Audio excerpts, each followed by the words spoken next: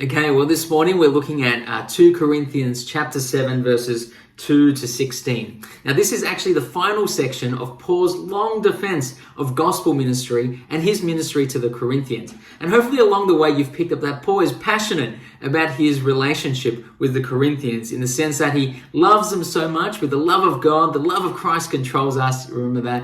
And also he's just driven nuts by them, the fact that they get so many things wrong. But I want to show you a little kind of poetic device that he uses in 2 verses that kind of show us a little bit about his relationship with the Corinthians and why ultimately he can have joy in their time together. And so we're going to be looking at 2 verses, verses 2 and 7, and both of them have 3 little things about their relationship. So let's have a look at verse 2 first. In verse 2, Paul says, we have not, 3 things, we have not wronged anyone, we have not corrupted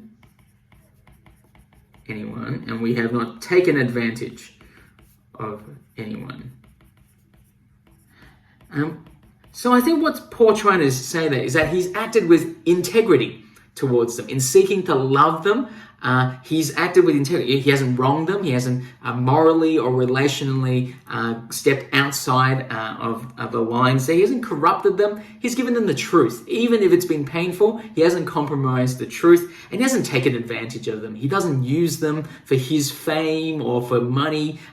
They are his first priority. So Paul hasn't wronged them, corrupted them, or taken advantage of them. Paul has loved them with integrity.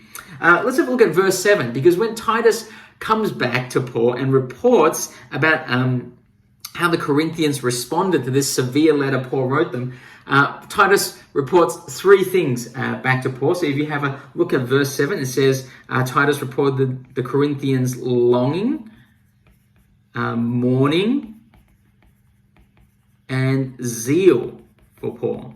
And they kind of roughly correlate to those 3 things, right? Again, longing is a relational term. They want to love Paul and be reconciled to them. Mourning is a truth thing because they're grieving over the fact that they have done wrong by Paul. And so they've accepted the truth and they're mourning now. And zeal, of course, is, they're not going to toss Paul aside. They're going to be zealous for him, to be loyal to him.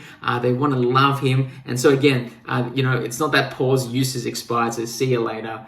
They're zealous for the Apostle Paul. So what we see here is humility on the Corinthians' part, that they have heard the truth, they've listened to loving rebuke, and they've listened with humility, and they've been able to restore this relationship. And so that's what brings the Apostle joy.